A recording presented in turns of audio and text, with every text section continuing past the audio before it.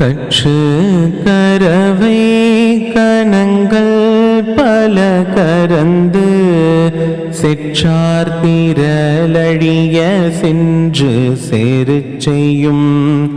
கற்று கரவை கணங்கள் பல கரந்து செற்றார் திரளழிய சென்று சேரு செய்யும். குற்றம் ஒன்றில்லாத கோவலர்த்தம் பொற்கொடியே புற்றரவு அல்குல் புனமையிலே போதராய் சுற்றத்து தோழிமார் எல்லோரும் வந்து நின் முற்றம் புகுந்து முகில் வண்ணன் பேர் பாட சிற்றாதே பேசாதே செல்வ பெண்டாட்டி நீ எற்றுக்கு உறங்கும் பொருளேலோரெம்பாவாய். எற்றுக்கு உறங்கும் பொருளேலோர் எம்பாவாய்.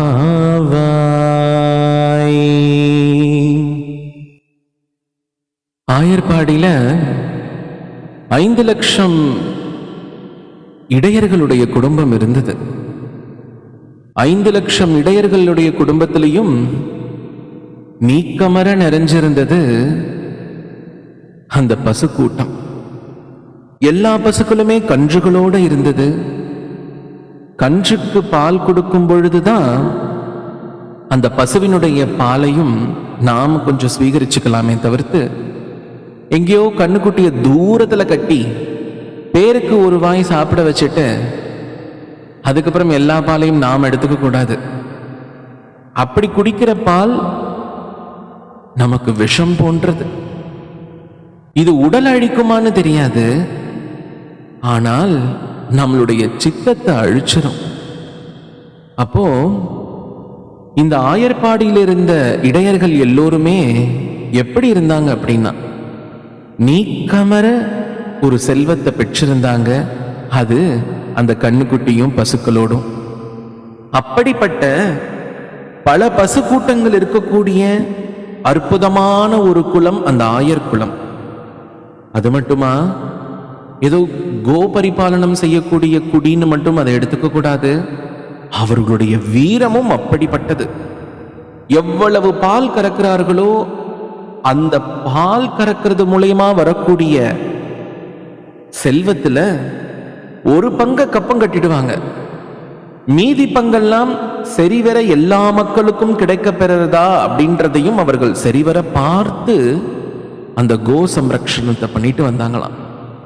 ஆயர்பாடியில் இருக்கிறவங்க யாருக்கும் பெருசா பால் தட்டுப்பாடோ இல்லை எந்த விதமான ஒரு தட்டுப்பாடும் ஏற்படாது.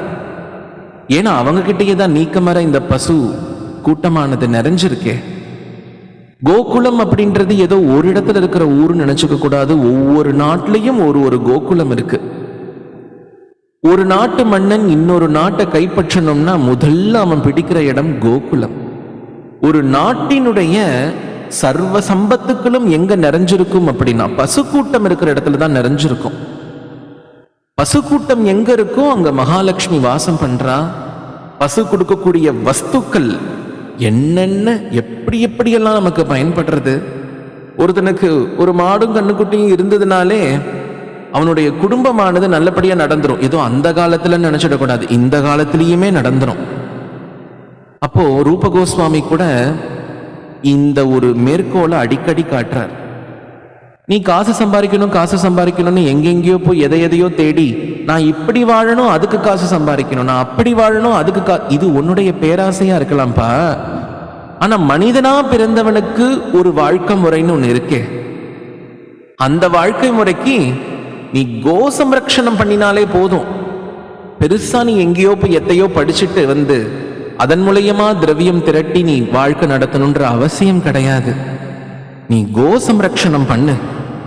நீ கோ சம்ரக்ஷணம் பண்ணினா, கோ சம்ரக்ஷணம்னா எங்கேயோ ஒரு 4 மாட்டை இழுத்து பிடிச்சி 10 வீட்டில் கழனி தண்ணியை எடுத்துட்டு வந்து ஊத்தி அப்படி வளர்க்கிற வளர்ப்பு முறையை நான் சொல்லல.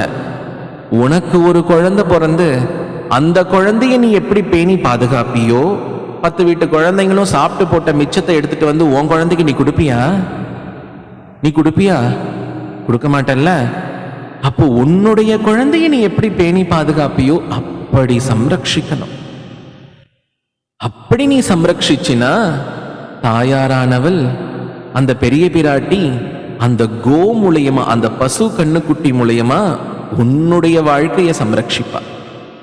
அதனால இந்த ஆயர்பாடி குலத்துல பிறந்தவமா நீ யார சொல்றா தெரியுமா? ஆண்டாள் கதவு திறக்காம உள்ளேயே இருக்காளே அவளை சொல்றா.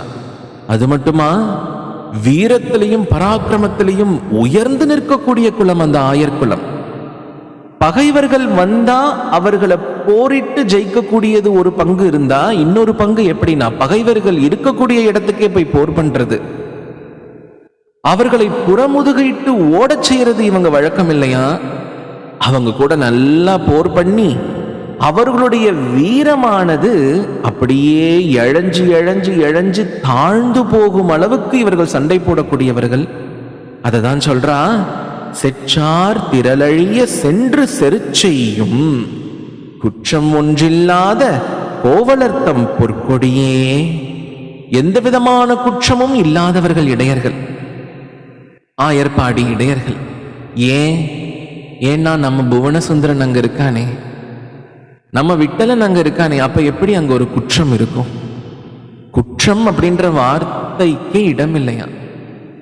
எல்லா வீட்டு கண்ணுக்குட்டியையும் அந்தந்த வீட்டு பசங்க ஓட்டிட்டு அப்படியே காடு காடா, விருந்தாவனத்துல எத்தனை ஆரண்யம் இருக்கு, அத்தனை காடுகளா மேய்க்க போகும் பொழுது கண்ணன் தான் அதுக்கு தலைமை ஏற்பான். அப்படி புவனசுந்தரன் தான் அதுக்கு தலைமை ஏற்று எல்லா மாடு கண்ணுக்குட்டியும் பூட்டி காட்டுக்கு மேய்ச்சலுக்கு போகும் பொழுது அத்தனை கண்ணுக்குட்டிங்களும் யாரை ஃபாலோ பண்ணும் அப்படின்னா, யாரை பின்தொடரும் அப்படின்னா நம்ம புவனசுந்தரனை தான் பின்தொடருமா. எல்லாம் காலையிலேயே யசோத அவங்க அம்மா எல்லாம் ஒரு தூக்குப்பானையில எல்லாம் கட்டி கொடுத்து கிளம்பும் பொழுதே கண்ணுக்குட்டிங்க பசுமாடுங்கள்லாம் ரொம்ப செழிப்பா இருக்குமா.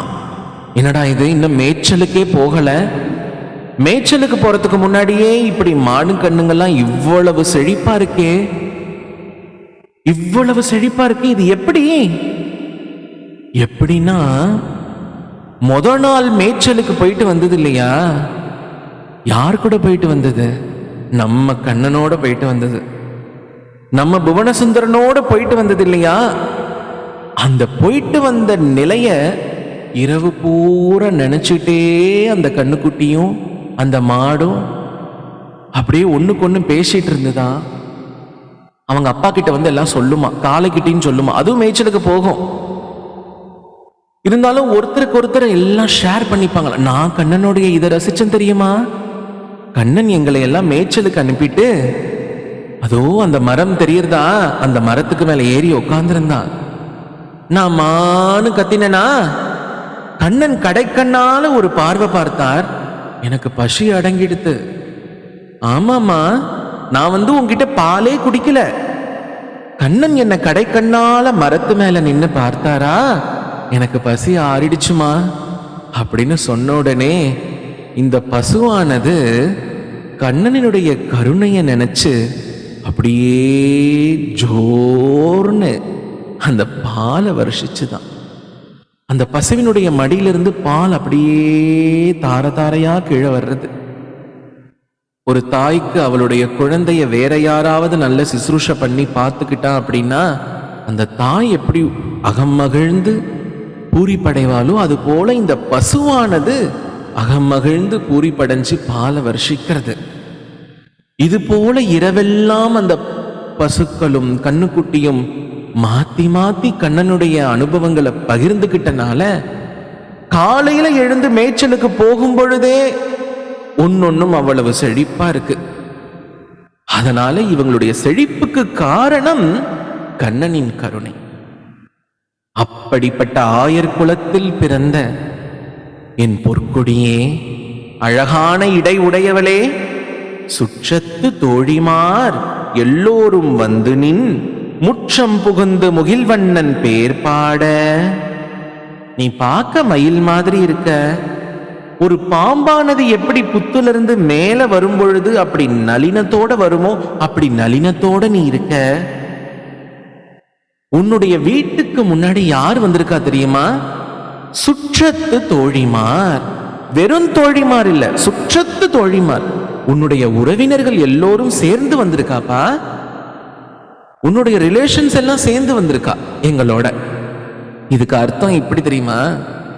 உன் கூட பிறந்தவன், உனக்கு முன்னாடி பிறந்தவன், பின்னாடி பிறந்தவன், அக்கா வீடு, பக்கத்து வீடு, ஒன்று வீட்டு வீடு, சித்தப்பா, அது இது, லொட்டு லொசுக்கு, அதெல்லாம் கிடையாது. பொதுவாகவே ரொம்ப உலக வாழ்க்கையில் இருக்கவங்க கிட்ட உங்களுக்கு திருப்பதியில் யாராவது தெரியுமா அப்படின்னு கேட்டா, எங்க சித்தப்பா பையன் அங்கதான் இருக்கான், எங்க பெரியப்பா பொண்ணு அங்கதான் இருக்கா அப்படின்னு ஏதோ ஒன்று சொல்லுவா. ஆனா ஒரு பக்தன் கிட்ட போய் கேட்டா, தெரியுமே, எம்பெருமான் கோவிந்தன் அங்கதான் இருக்கார். பக்தர்களை இடைக்காட்டி தான் அவர்கள் ஒரு விஷயத்தையும் சொல்லுவா. அதனால இங்க ஆண்டாள் சுற்றத்து அப்படின்னு சொல்லும் பொழுது சொந்தங்கள்னு அர்த்தம். யாரு சொந்தம்? உங்க அம்மா கூட பிறந்தவா, உங்க அப்பா கூட பிறந்த, அவங்கெல்லாம் சொந்தம் இல்லை. இங்கெல்லாம் இந்த உடல் எடுத்த பயனால எனக்கு கிடைத்த உறவுகள்னு வேணா சொல்லலாமே தவிர்த்து உண்மையான உறவுகள் யாரு? குஜராத்தா? அங்க என்னுடைய உறவினர் மேத்தா இருக்கார், சுவாமி நாராயண் இருக்கார். ஓ, உத்தரப்பிரதேஷா? ஹரிதாஸ் இருக்கார். ராஜஸ்தானா? எங்க அம்மா மீரா இருக்கா. இவங்க தான் எனக்கு சொந்தம். கேரளாவில் யாராவது தெரியுமோ? நன்னா தெரியுமே, நாராயண பட்டத்ரி என் சொந்தக்காரர், பூந்தானம் என் சொந்தக்காரர், மஞ்சுளா என் சொந்தக்காரர். இவங்கெல்லாம் தான் எனக்கு சொந்தம். நீ வேற யாரோ முனியம்மா அவங்க இவங்கெல்லாம் கொண்டு வந்து ஏன் சொந்தன்னு நீ வந்து என் முன்னாடி பேசக்கூடாது. ஆண்டாள் சொல்றா சுற்றத்து தோழிமார். இங்க சுற்றம் யாரு? யாருன்றத சொல்றா பாருங்க. முற்றம் புகுந்து முகில்வண்ணன் பேர் பாட. நீ வீட்டு கதவை திறந்தினா உன்னுடைய சொந்தக்காரர்களோட தோழிமார்கள் நாங்களும் உள்ள வந்து முகில்வண்ணன் பேர் பாட மாட்டோமா? தயவு செஞ்சு கதவை தர. சிற்றாதே, நீ அசையாத, பேசாதே, ஒரு வார்த்தை பேசாத. செல்வ பெண்டாட்டினி, இரவெல்லாம் கண்ணன் கொடுத்த அற்புதமான அனுபவங்களை நினைச்சிட்டு இருக்கக்கூடிய பெரிய செல்வ மகள் நீ, அவனுடைய பெண்டாட்டி நீ. எச்சுக்கு உறங்கும் பொருளேலோர் எம்பாவாய். எதுக்காக இப்ப நீ தூங்கிட்டு இருக்க? நீ நினைச்சிட்டு இருக்கியா இப்படியே கனவுல இருந்தா எல்லாம் நடந்துடும்னு? கிடையாது. உன்னுடைய சுற்றத்து தோழிமார் நாங்க எல்லாரும் உள்ள வந்து நாம சங்கீர்த்தனம் பண்ணணும்பா. நாங்க நாம சங்கீர்த்தனம் பண்ணும் பொழுது நீயும் அதுல கலந்து உன்னை மறந்து அதில் திளைத்து நீயும் நாம சங்கீர்த்தனம் பண்ணும் பொழுது உனக்கு அந்த கிருஷ்ணனுடைய சாநித்தியம் கிடைக்க பெறும். அதனாலதான் ஸ்ரீல பிரபுபாதரும் அடிக்கடி சொல்றதுண்டு, எல்லாரும் நாமா சொல்றீங்க, அது சரிதான், வாஸ்துவம் தான், வரவேற்கத்தக்கது தான். ஆனா தூய்மையான பக்தர்கள் உனக்கு யாராவது கிடைச்சாங்கன்னா விடவே விடாத. அந்த சாது சங்கத்துல நீ மூழ்கி அவர்களுடைய திருவடியில புரண்டு திளைத்து அவங்களோட சேர்ந்து நீ நாமா சொல்லு. அவங்களோட சேர்ந்து நீ நாமா சொல்லும் பொழுது எப்படி பூவோட சேர்ந்து நாரும் மணக்கும் அப்படின்னு சொல்லுவா இல்லையா? அது போல அவர்களோட சேர்ந்து உனக்கும் அந்த பகவானுடைய சாநித்தியம் கிடைக்க பெறும், உனக்கும் தரிசனம் ஆகும். அதனால சொல்றேன், சிற்றாதே, அசையாத, பேசாதே, பேசாத. செல்வ பெண்டாட்டிமா நீ. உனக்காக கண்ணன் காத்துட்டு இருக்கான். நீ இப்படி தூங்கிட்டு இருக்கலாமா? நீ தூக்கத்துல பகவானுடைய அனுபவத்தை தான் கனவுலையும் காண்ற, அதெல்லாம் வாஸ்தவம். இருந்தாலும் இங்க சுற்றத்து தோழிமார்கள் நாங்க எல்லாரும் உள்ள வந்து முகில்வண்ணன் பேர் பாட வேண்டாமா? இந்த பாசுரத்தை சேவிக்கும் பொழுது ஒரு விஷயம் ஞாபகம் வருது. ரொம்ப வருஷங்களுக்கு முன்னாடி ஸ்ரீரங்கத்துக்கு யாத்திரை போன பொழுது நடந்த நிகழ்வு இது. உங்களுக்கும் இதனுடைய அனுபவம் பலவிதமான ரசிக சுகங்களை கொடுக்குன்றதுக்காக இதை நான் பரிமாறுறேன். இது ஏதோ சொந்த அனுபவத்தை சொல்றேன்னு நினைக்க கூடாது. இது நம்ம எல்லாம் பந்தப்படுத்தும் அனுபவம். யார்கிட்டன்னா முகில்வண்ணன் பக்கம். ஒரு முறை ஸ்ரீரங்கத்துல அற்புதமான ஒரு மாலை பொழுது. அந்த மாலை பொழுதுல ஒரு பெண்ணானவள் கொள்ளிடம் ஆற்றங்கரையில தன்னந்தனியா உட்கார்ந்துருக்கா. தன்னந்தனியா உட்கார்ந்து அவ பாட்டுக்கு ஏதோ ஒரு பாராயணம் பண்றா. கொஞ்ச நேரம் கழிச்சு அவளே ஏதோ ஒரு பைக்குள்ள கைவிட்டு நாமா சொல்லிட்டு இருக்கா.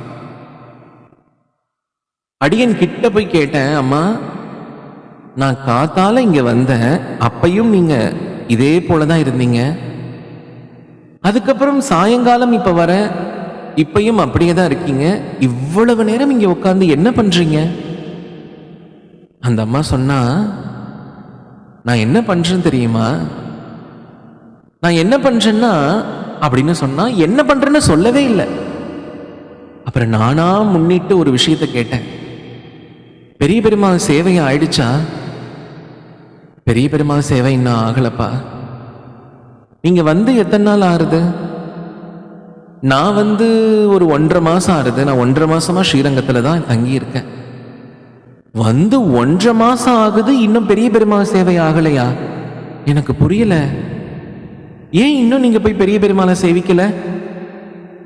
எனக்கு பெரிய பெருமாளை சேவிக்கணும்னு தான் ஆசை. ஆனா எல்லாரும் போற மாதிரி அப்படி சட்டுன்னு போய் பெரிய பெருமாளை சேவிக்க என்னால முடியல. நான் பொதுவா வெளியாண்டாள் சன்னதியில போய் ஆண்டாளை சேவிப்பேன். ஸ்ரீரங்கத்துல வெளியாண்டாள் சன்னதின்னு ஒரு இடம் இருக்கு. அடியனுடைய குடிசையும் இப்போ அந்த வெளியாண்டாள் சன்னதி பக்கம்தான் இருக்கு. அந்த வெளியாண்டாள் சன்னதின்றது என்ன அப்படின்னா, பெரியாழ்வாருடைய பெண் பிள்ளையா ஆண்டாள் வளர்ந்து வந்த தருணத்துல அவளுடைய பக்தியை அறிந்த அன்றைய ஆச்சாரிய புருஷர்கள் ஸ்ரீரங்கத்துல பெரியாழ்வார்கிட்ட சொல்லி அனுப்புறா, உம்முடைய பெண்ணை இங்க கூட்டி வாரும், நாங்கள்லாம் இங்க பெரிய பெருமாள்கிட்ட ஆசீர்வாதம் பண்ணி அவளுக்கும் அனுகிரகம் பண்றோம், நீர் கூட்டிட்டு வாரும் அப்படின்னு சொல்றா. பெரியாழ்வாரும் உறவினர்களோட கிளம்பி இங்க வரார்.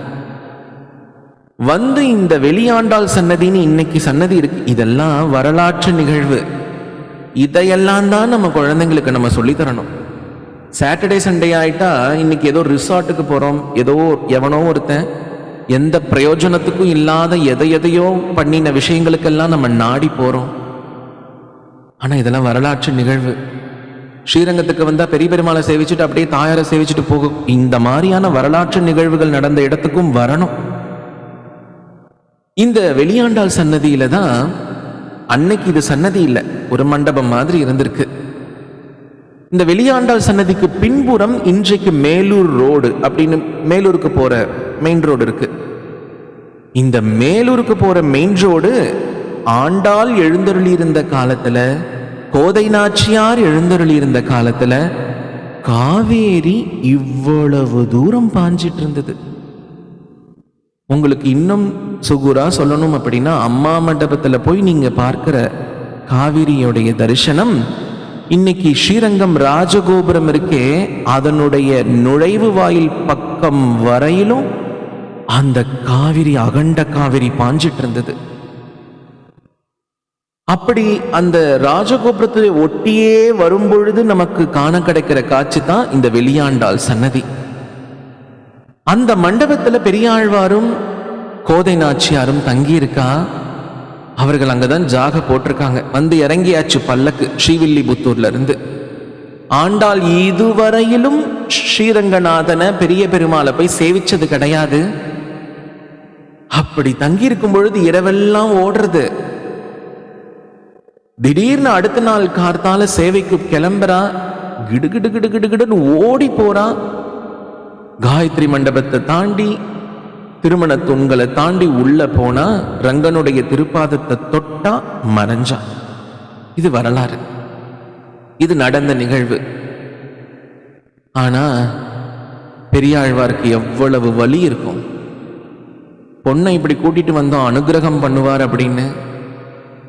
வாஸ்துவம் தான் எல்லாம் புரியறது என்ன நடந்ததுன்னு. ஆனா எனக்கு இப்ப என் பொண்ணு இல்லையே அப்படின்னும் பொழுது பெரியாழ்வார் திரும்பியும் இதே மண்டபத்துக்கு வரார். எந்த மண்டபம்? வெளியாண்டாள் சன்னதி மண்டபத்துக்கு வரும்பொழுது அந்த வெளியாண்டாள் சன்னதியில தான் பெரியாழ்வாருக்கு கோதை நாச்சியார் தான் ஒரு நாச்சிமார், அந்த பூதேவியின் ஸ்வரூபம் யான் அப்படின்றத காட்டுறார்.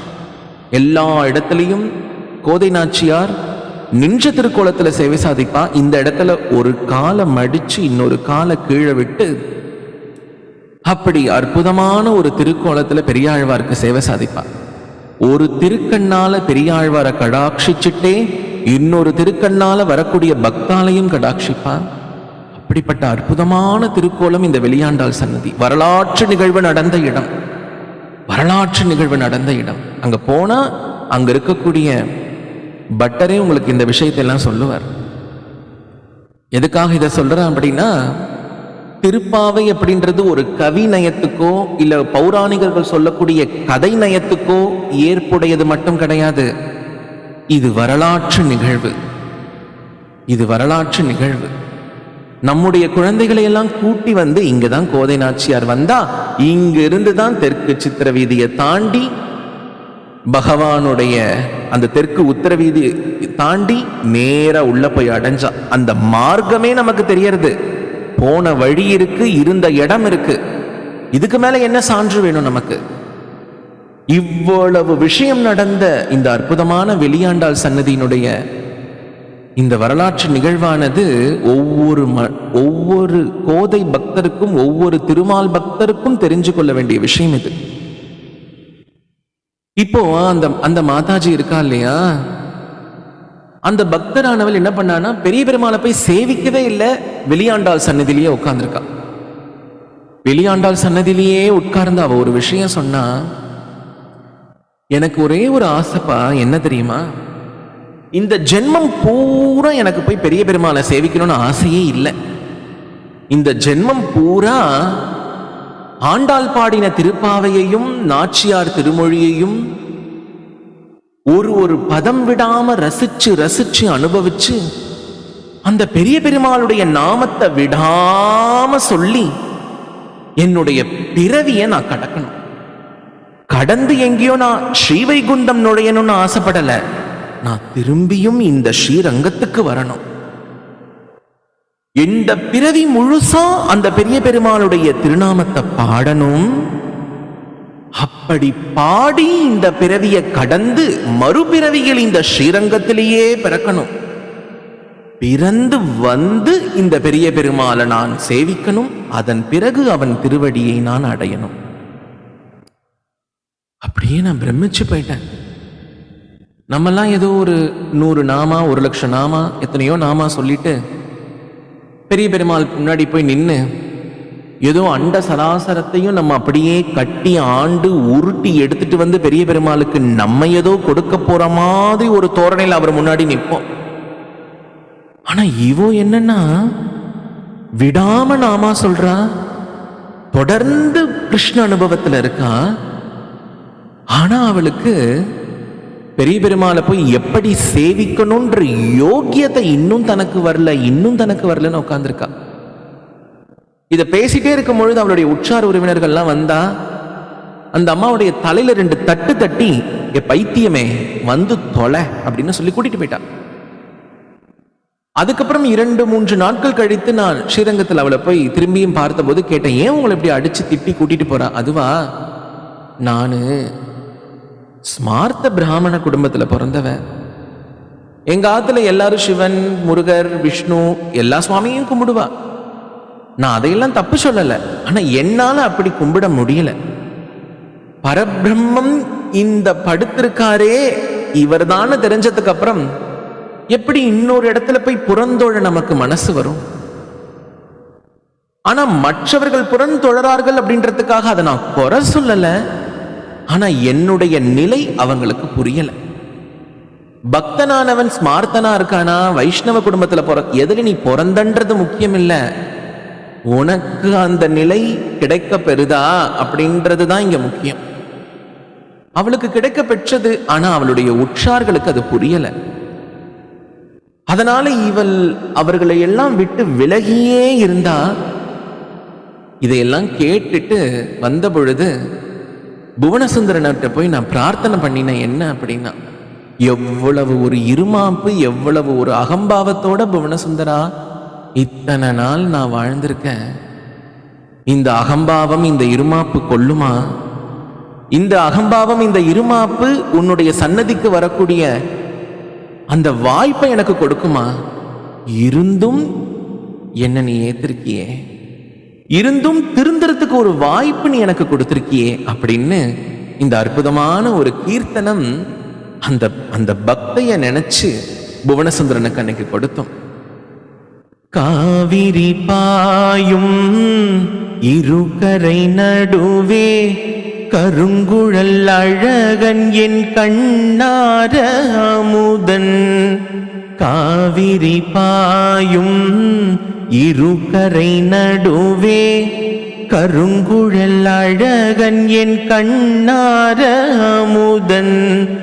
துயில் கொள்ளும் அழகை குயில் கூவரசித்திட என் பிறவியின் பெருநாளில் பாடி திரிவனே. துயில் கொள்ளும் அழகை குயில் கூவரசித்திட என் பிறவியின் பெருநாளில் பாடி திரிவனே. ஆண்டாள் நாச்சியார் திருமொழியிலும் திருப்பாவையிலும் எல்லா எம்பெருமான பத்தியும் பாடியிருக்கா. திருவேங்கடமுடையான பத்தி பாடியிருக்கா, நம்ம அழகரை பத்தி பாடியிருக்கா. ஆனாலும் இவர்களை எல்லாம் பத்தி பாடினது யார மனசுல வச்சு அப்படின்னா, ஸ்ரீரங்கத்தில் இருக்கிற நம்ம பெரிய பெருமாளை நினைச்சுதான் பாடியிருக்கா. பெரிய பெருமாளுடைய இந்த சன்னதியானது இது சமஸ்தானம். சன்னதின்னு சொல்லிட முடியுமா என்ன? எல்லாரும் வந்து போகக்கூடிய இடமா இருக்கிறனால அவளுக்கு பிரைவசி கிடைக்கல. பெரிய பெருமாளை கூப்பிட்டா, நீர் வாரும், உம்மோடு கொஞ்சம் தனியா உரையாடணும். அவர் கிளம்பி எழுந்து போய் நின்னார். எல்லாரும் இருக்கிற இடத்துல போய் யாராவது நிப்பாங்களா? அதனால திருவேங்கடத்துல போய் நின்னார். 7 மலையை தாண்டி, எவ்வளவு அருவிகளை தாண்டி, ஆறுகளை தாண்டி, குளத்தை தாண்டி ஒரு பள்ளத்துக்குள்ள போய் தனியா நிக்கிறார். யாருக்கு நிக்கிறார் அப்படின்னா, கோதை வருவா, அவ கூட பேசணும். இன்னைக்கு அங்கேயும் பிரைவசி இல்லை. இருந்தாலும் யாரோ ஒரு பக்த அப்படி வருவா, அவ கூட உரையாடணும் அப்படின்றதுக்காக இந்த பெரிய பெருமாள், ஸ்ரீரங்கத்து பெரிய பெருமாள் தேர்ந்தெடுத்த ஒரு பார்க், ஒரு பூங்காவனம் தான் அந்த திருவேங்கடம். அதனால கோதை நாச்சியார் இந்த பெருமாள்களை பற்றியெல்லாம் பாடினாலும் அவள் உள்ளத்துல, திருவுள்ளத்துல இருந்தது யாருன்னா பெரிய பெருமாள் தானா. இது எப்படி? இதுக்கெல்லாம் பிரமாணம் இருக்கா? இருக்கே. பெரிய பெருமாளை பாடும் பொழுது மட்டும் அவ சொல்றது என்ன அப்படின்னா, பாசி தூர்த்து கிடந்த பார்மகட்கு பண்டொரு நாள் மாசுடம்பில் நீர்வார மானமிலா பன்றியாம் தேசுடைய தேவர் திருவரங்க செல்வனார் பேசியிருப்பனகள் பேர்க்கவும் பேராவே கண்ணாலங்கோடித்து கண்ணிதன்னை கைப்பிடிப்பான் தின்னாந்திருந்த சிசுபாலன் பேசழிந்து அண்ணாந்திருக்கவே ஆங்கவலை கைப்பிடித்த பெண்ணாலன் பேணுமூர் பேருமரங்கமே. முதல் பாசுரம் பாடினனே, அதுல பூதேவி நாச்சியார வராக ரூபத்துல போய் எப்படி கைப்பிடித்தார் அப்படின்றத பாடுறா. இரண்டாவது பாசுரத்துல கண்ணனா வந்து ருக்மணியை எப்படி கைப்பிடித்தார், ஸ்ரீதேவி நாச்சியாரை எப்படி கைப்பிடித்தார் அப்படின்றத பாடுறா. இத திருவேங்கடமுடையான பாடும் பொழுதோ இல்ல அழகர் சுந்தரராஜ பெருமான பாடும் பொழுதோ அவளுக்கு தோணல. எங்கேயோ ஓரிரு இடத்துல ஒரு குறியீடு தான் கொடுக்கிறா. ஆனா பெரிய பெருமாளுடைய அழகு எப்பேற்பட்டது! ஒண்ணுமே தெரியாத ஒருத்தன் வந்து பெரிய பெருமாளை சேவிச்சாலும் அந்த அழகுல மயங்குவான். எப்பேற்பட்ட அழகு, எப்பேற்பட்ட காம்பீரியம், எப்பேற்பட்ட சௌசீல்யம்! ஸ்ரீல பிரபுபாதர் ஸ்ரீரங்கம் வந்திருந்த பொழுது 108 திவ்ய தேசத்துல பல திவ்ய தேசங்களை போய் பிரபுபாதர் சேவிக்கிறார். எல்லா திவ்ய தேசத்து எம்பெருமானையும் விஷ்ணுன்ற ஒரு திருநாமத்தோட அவர் குறிக்கிறது உண்டு. பொதுவாகவே கௌடிய சம்பிரதாயத்துல. ஆனா ஸ்ரீரங்கத்துக்கு வந்த பொழுது இந்த மணவாளனை பார்த்தாரோ இல்லையோ, ஹி இஸ் கிருஷ்ணா, இவர் கிருஷ்ணர்பா, அந்த ஆயர்பாடி தேவன் இவனன்றோ. தன்னுடைய சிஷ்யர்கள்ட்ட எல்லாம் சொல்றார், இவர் கிருஷ்ணர், இவர் கிருஷ்ணர். இத பலமுறை உடையவரும் தன்னுடைய சிஷ்யர்கள் கிட்ட சொல்றார். ஆனா ஆண்டாளுக்கு நம்ம பெரிய பெருமாளை பார்த்த உடனே என்ன ஞாபகம் வந்ததுன்னா, நீ அந்த பூதேவியை கைப்பிடிச்சல்ல, அந்த ஸ்ரீதேவியை கைப்பிடிச்சல்ல அப்படின்னு பெரிய பெருமாளை பாடினார் அப்படின்னு நம்ம நினைக்கிறோம். இல்ல, பெரிய பெருமாளுக்கு ஞாபகப்படுத்தினார். கோதை பெரிய பெருமாளுக்கு ஞாபகப்படுத்துறா. எதுக்காக அப்படின்னா, அந்த அம்சமாதான் நானும் வந்திருக்கேன், என்னைக்கு நீ கைப்பிடிக்க வருவ. இது ஞாபகப்படுத்துவது மூலமாக கேட்கப்படும் கேள்வி. அப்படி அந்த பெண் பக்தைய பார்த்த உடனே அடியனுக்கு நினைவு வந்த புவனசுந்தரன் கீர்த்தனம், காவிரி பாயும் இருகரை நடுவே கருங்குழல் அழகன் என் கண்ணார அமுதன். ரொம்ப உயிருக்கு உயிரா நேசிக்கக்கூடிய காதலியானவள் தன்னுடைய தலைவனுடைய பேரை சொல்ல மாட்டா, அவனுடைய சிறப்புகளை வர்ணிப்பா. அதனால இந்த பாட்டுல யார் அப்படின்றத சொல்லல, எப்படிப்பட்டவன்னு சொல்றது உண்டு. கருங்குழல் அழகன், நல்ல கருகருன்னு இருக்கக்கூடிய சுருண்ட குழல், முடியுடையவன், கேசமுடையவன், என் கண்ணார அமுதன். என்னுடைய வயிற்று பசிக்கு விளைஞ்ச நெல்ல வேச்சு உள்ள போட்டா அடங்கும். ஆனா எனக்கு படைச்ச இந்த கண் பசிக்கு ஒரு அமுதம் தேவைப்படுறது. அந்த அமுதம் யாரு? கருங்குழல் அழகன் என் கண்ணார அமுதன், துயில் கொள்ளும் அழகை. ஸ்ரீரங்கத்துல நிறைய கிளிகளும் மயில்களும் குயில்களும் உண்டு, இன்னைக்கும் உண்டு. அந்த குயில் என்ன பண்றது தெரியுமா? என்னுடைய அமுதன் என் கருங்குழல் அழகன், அவன் உறங்கக்கூடிய அந்த உறக்கத்தை உறங்குவது போல் நடிக்கின்றான். உறக்கம் யாருக்கு? உலக வாழ்க்கையில வாழ்ந்து உலக வாழ்க்கையை வேண்டி வர்றவங்களுக்கு பெரிய பெருமாள் உறக்கத்துல இருக்கார். அது போன்ற ஒரு நடிப்பு யாருக்கு? நமக்கு. திருப்பாவை கேட்டுட்டு இருக்கோம், சொல்லிட்டு இருக்கோம் இல்லையா? நமக்கு. இதையெல்லாம் பார்த்துட்டு அந்த குயில் என்ன பண்ணுமா, வெளியில வந்து சுத்தி இருக்கக்கூடிய சோலைகள்ல நின்னு கூவுமா. அந்த ஒவ்வொரு கூவலும் எதை சொல்றது? என்னுடைய அமுதன் என் அழகன், அவன் துயில் கொள்ளும் அழகை. அதனால சொல்றது, துயில் கொள்ளும் அழகை குயில் கூவரசித்திட. நான் உள்ள போய் பெரிய பெருமாளை பார்க்கணும்னு எனக்கு அவசியம் இல்லை, எனக்கு அதுல விருப்பம் இல்லை. எனக்கு எதுல தெரியுமா விருப்பம்? என் தலைவன், என் காதலன், என் உயிர் மூச்சா இருக்கக்கூடிய பெரிய பெருமாள் எப்படி துயில் கொண்டிருக்கிறார் என்ற அழக அந்த குயில் அந்த சோலையில உட்கார்ந்து கூவுறது இல்லையா, அதை நான் நின்னு ரசிக்கணும். ஆனா இது எல்லாருக்கும் கிடைச்சிடாது. எல்லாருக்கும் கிடைச்சிடுமா என்ன? ஸ்ரீரங்கம் தோ இருக்கு 60 கிலோமீட்டர், தோ இருக்கு 100 கிலோமீட்டர், தோ இருக்கு 200 கிலோமீட்டர். ஏன் நீ ஸ்ரீரங்கத்திலேயே இருந்தாலும் கூட இந்த ஆசை வந்துருமா? எல்லாருக்கும் கிடைச்சிடுமா? எல்லாருக்கும் நடந்துடுமா? நீ கோடி ரூபாவை கொட்டி ஸ்ரீரங்கத்துல உத்தர வீதியிலேயே சித்திர வீதியிலேயே ஏதாவது ஒரு அடைய வளஞ்சான்லயே நீ ஒரு வீடு வாங்கினாலும் உனக்கு அந்த பேரு கிடைச்சிடுமா? அந்த ஆசை வந்துடுமா? அது அவ்வளவு சீக்கிரம் வராது. ஏன் அது வராது? அனிர்வச்சனீயம், எதுவும் சொல்ல முடியாது. பிரமாணங்களை சொல்லிட்டு போனாலும் பிரமாணமும் ஒரு பிரமாணமா தான் நிற்குமே தவிர்த்து அதற்கு ஒரு பிரமாணம் தேட போக வேண்டிய சூழ்நிலை ஏற்பட்டுடும்.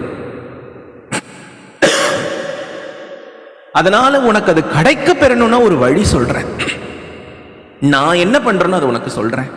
அந்த அந்த பக்த சொன்னா இல்லையா, அதை தான் இங்க சொல்லியிருக்கு. என் பிறவியின் பெருநாளில் பாடி திரிவனே என் பிறவியின் பெருநாளில் பாடி திரிவனே. காத்தால நாமா ஆரம்பிச்சு பொழுது சாயங்காலம் முடிகிற வரைக்கும் நான் நாமா சொன்னன்றது கிடையாது. இந்த ஏகாதசி தசமி ஆரம்பிச்சு துவாதசி வரைக்கும் நாமா சொன்னன்னு கிடையாது. இல்ல எனக்கு நேரம் கிடைக்கும் போதெல்லாம் நாமா சொல்றேன் அப்படிலாம் கிடையாதா. இவ எப்படிப்பட்டவெல்லாம் அந்த பேரு உனக்கு கிடைக்கணும் அப்படின்னா என்ன பண்ணணும்னா, பிறவியின் பெருநாளில் ஒரு பெரிய நாள் அப்படின்னா என்ன அர்த்தம்னா, உன் பிறவி முழுசா, இந்த பிறவி முழுசா நீ போய் பாடி பாடி திரியணும். பாடி எங்க திரிவ நீ? என்னுடைய பெரிய பெருமாளையே நான் சுத்தி சுத்தி வருவேன். அரங்கமா நகருளானே, அரங்கமா நகருளானே, அரங்கமா நகருளானேன்னு தொண்டரடிப்பொடி ஆழ்வார் சொல்றார் இல்லையா, அது போல நீ சுத்தி சுத்தி திரியணும்.